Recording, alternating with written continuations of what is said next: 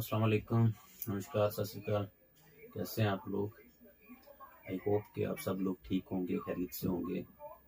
ऊपर वाला आप सबको सलामत रखे। मैं हमेशा ऐसी दुआ करता रहता हूँ और मैं भी अल्हम्दुलिल्लाह आपकी दुआओं से बिल्कुल खैरियत से हूँ, ठीक हूँ। और अल्लाह का बहुत बहुत शुक्र है हर एक चीज़ के लिए। जितना शुक्रिया अदा किया जाए इतना कम है हम लोगों के लिए। तो जैसे कि कल मैंने आपको कहा था, मैं कल फिर से आपके सामने एक छोटा सा वीडियो लेके आऊँगा और उसमें कुछ आप लोगों से बातें करूँगा।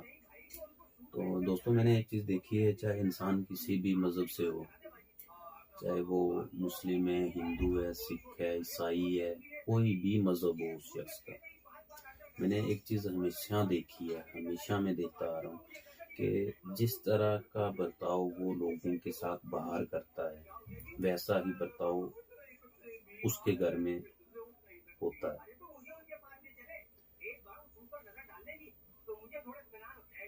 मैंने ऐसे बहुत सारे किस्से और देखे हैं, लेकिन जो मेरे जहन में आ रहा है, मैं आपको वो बात बताता हूँ कि मेरे एक यहीं जहाँ पे मैं रहता हूँ, इधर का ही मैंने एक लड़का है, तो काफ़ी अच्छा लड़का है, अच्छी पर्सनालिटी है, अच्छी एजुकेशन है उसके पास, अच्छा पढ़ा लिखा और एक अच्छी फैमिली से बिलोंग करता है। तो मैंने उसको देखा, वो एक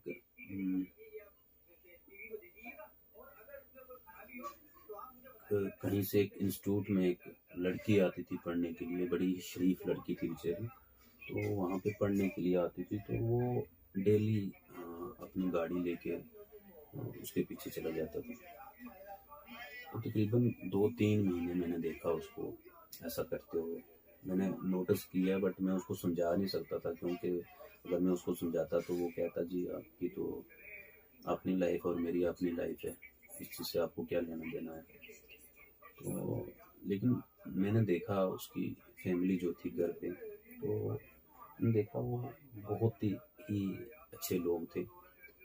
तो वो उस लड़की के आगे पीछे फिरता रहा, घूमता रहा। तो फाइनली उस लड़की को उसने अपने चक्रों में डाल ही दिया फाइनली। तो फाइनली वो लोग मिल ही गए, उन्होंने बातचीत शुरू किया।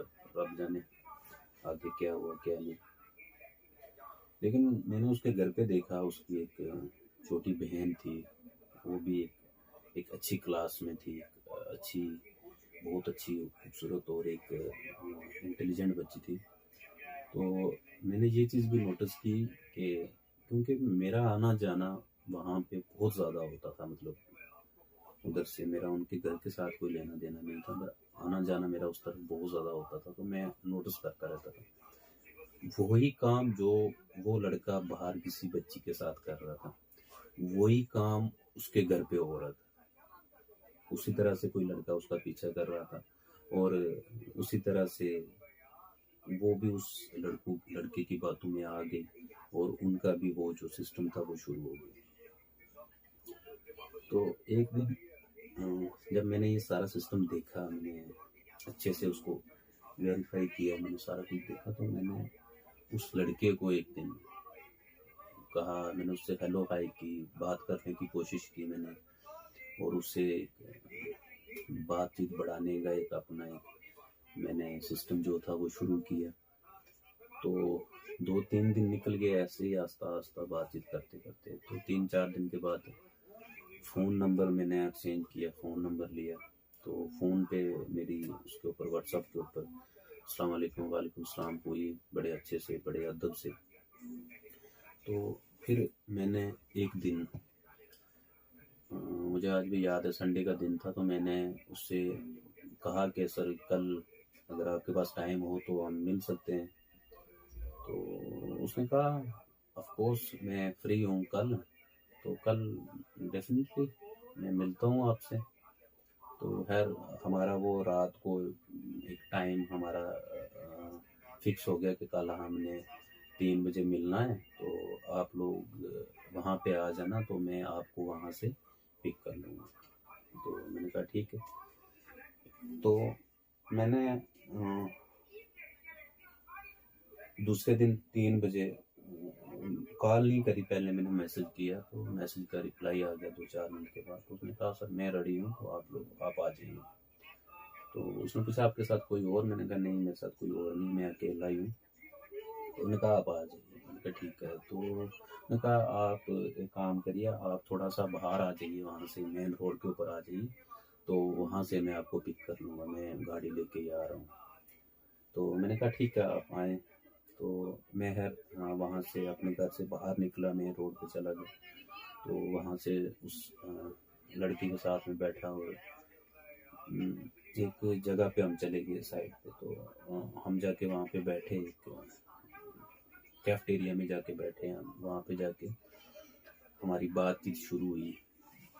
तो बात करते करते तो मेरा मकसद उसको था समझाना।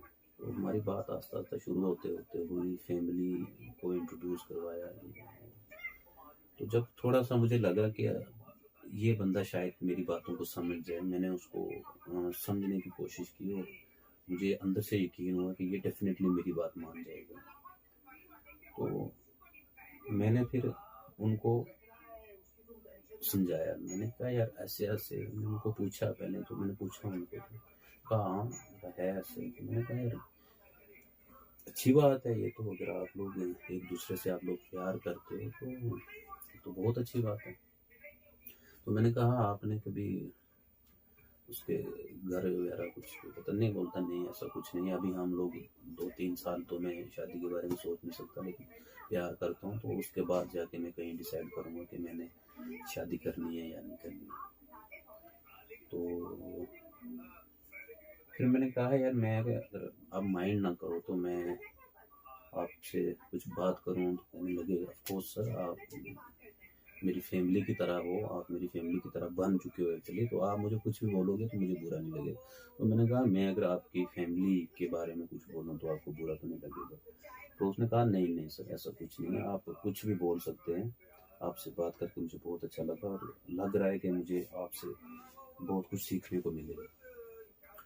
तो मैंने उसको कहा, मैंने कहा सर ऐसे ऐसे, मैं जहाँ पे आप आते जाते रहे हो, उस लड़की के आगे से घूमते रहे हो, तो उस तरफ से मेरा आना जाना होता है। तो हफ्ते में 3-4 बार मेरा उस तरफ आना जाना होता है। तो मैं वहाँ से होके चला जाता हूँ या वहाँ से होके वापस आता हूँ घर की तरफ। तो मैंने देखा वहाँ पे, नोटिस किया काफ़ी, मैंने देखा वहाँ पे। तो उसने कहा हाँ सर मैंने ऐसे कहा, मसला मुझे पसंद आई लड़की, तो मैं उसके पीछे गया। तो मैंने कहा आप प्लीज़ अगर आप माइंड ना करें तो मैं आपको एक बात बताता हूँ कि आपके घर के भी ऐसे ही कोई चक्कर लगा रहा है, जहाँ पे आपकी छोटी सिस्टर पढ़ रही है वहाँ पे भी यही काम हो रहा है। जो आप उसके साथ कर रहे थे, जैसे घूम रहे थे, तो वैसे ही हो रहा है वहाँ पे। तो वो एकदम ही शॉक हो गया, मतलब उसका कलर पूरा चेंज हो गया और एकदम से जैसे वो उसके रोंगटे टाइप खड़े हो गए। मैंने कहा सर ये तो हो ही नहीं सकता। मैंने कहा सर डेफिनेटली हुआ है, ऐसा नहीं कि नहीं हुआ है। तो फिर मैंने उसको बड़े ही अच्छे तरीके से प्यार से उसको समझाया। मैंने कहा सर देखो, जैसा हम लोगों के साथ बाहर करते हैं ना, वही काम हमारे घर पे हो रहा होता है, लेकिन हमको वो नज़र नहीं आता, क्योंकि हम लोग अपने आप को शेर समझ के बाहर शिकार करते हैं। लेकिन कोई बाहर का शेर आके जब हमारे घर पे शिकार करता है तो फिर हमें वो चीज़ महसूस होती है कि हमने बाहर कितना बड़ा गुनाह कर दिया। उसने कहा सर मैं बहुत शर्मिंदा हूँ इस चीज़ को लेके, बहुत ज़्यादा शर्मिंदा हूँ कि हम 2 बहन भाई हैं। हमारा जो डैडी है वो एक अच्छी पोजीशन पे है, उनकी बड़ी अच्छी इज्जत बनी हुई है सोसाइटी के अंदर। मेरी मोमो भी वैसे हैं, उनकी बड़ी अच्छी सोसाइटी है। हमारे काफ़ी उसने आगे पीछे अपनी फैमिली मेम्बर के नाम लिए। तो अब मैं यहाँ से बाहर कैसे निकलूँ? मैंने कहा यार आप सबसे पहले जो है ना, देखो मैं नहीं बोल रहा हूँ आपको कि आपने कोई गलत काम किया है, पर अगर आप कुछ भी गलत करने का सोच रहे हो ना, कुछ भी आपने गलत किया है ना, तो उसको आप सही कर लो।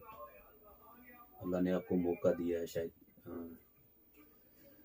ये भी ऊपर वाले का एक ज़रिया था कि मैं आपसे मिला, आपसे मेरी बातचीत हुई और आपको मैं आज यहाँ पे लेके आया हूँ। आप अपनी इन गलतियों को सुधारो। जब आप इन गलतियों को सुधार लोगे ना अपनी को, जो घर की गलतियाँ हैं ना वो ऑटोमेटिकली ठीक हो जाएंगी।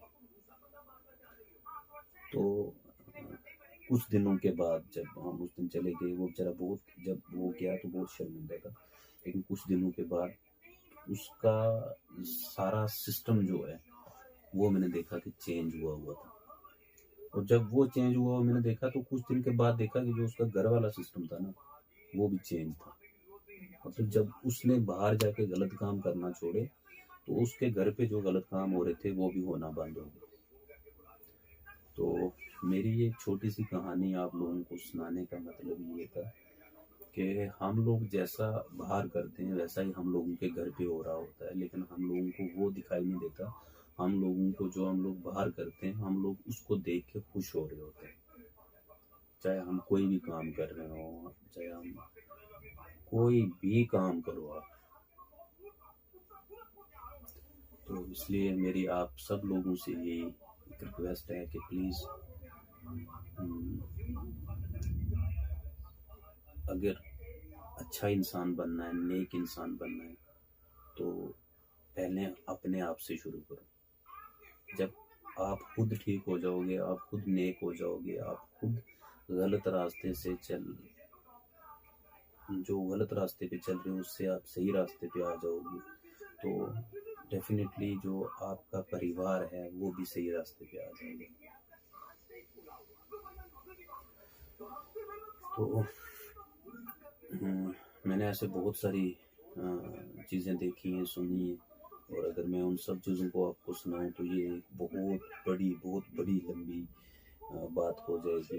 तो लिहाजा मैं इतनी बड़ी लंबी बात तो नहीं करूँगा, तो क्योंकि आजकल हर एक इंसान के पास टाइम की बहुत ज़्यादा प्रॉब्लम है, बहुत ज़्यादा किल्लत है, क्योंकि किसी के पास भी इतना टाइम नहीं होता है। तो आजकल मैंने काफ़ी सारे लोग देखे हैं कि वो तो अपने घर वालों को टाइम नहीं दे पाते। सर आप यकीन नहीं मानेंगे दोस्तों कि मैंने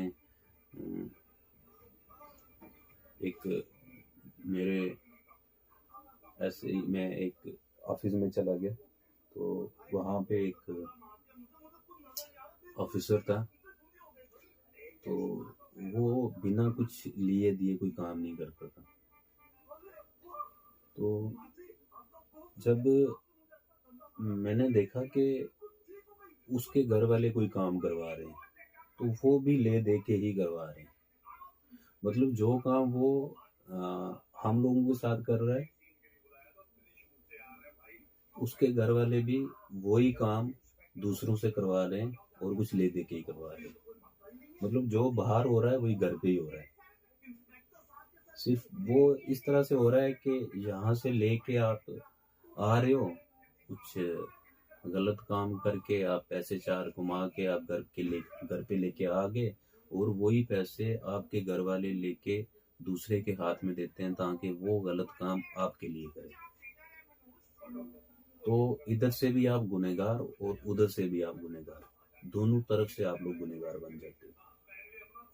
तो इसलिए मेरी आप लोगों से यही रिक्वेस्ट है कि प्लीज़ आप लोग अपना और अपने परिवार का ध्यान रखिएगा।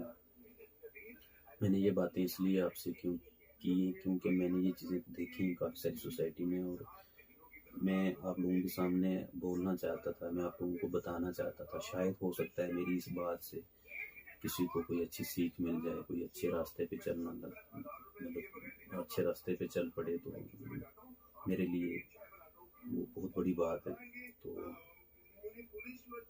इंशाल्लाह कल एक नई वीडियो में एक नए टॉपिक पे मैं आपसे बात करूँगा। तब तक आप लोग अपना ध्यान रखें, और अगर मेरे चैनल पे नए हैं तो प्लीज़ सब्सक्राइब करें, लाइक करें और शेयर करें। तो अगर आप लोगों के मन में कोई बात है तो प्लीज़ आप मुझे कमेंट करके बताएं, तो मैं भी उस पर अमल करूँगा ज़रूर इंशाल्लाह ताला। तो मिलते हैं कल एक नए टॉपिक पे एक नई वीडियो में। तब तक खुदा हाफिज़।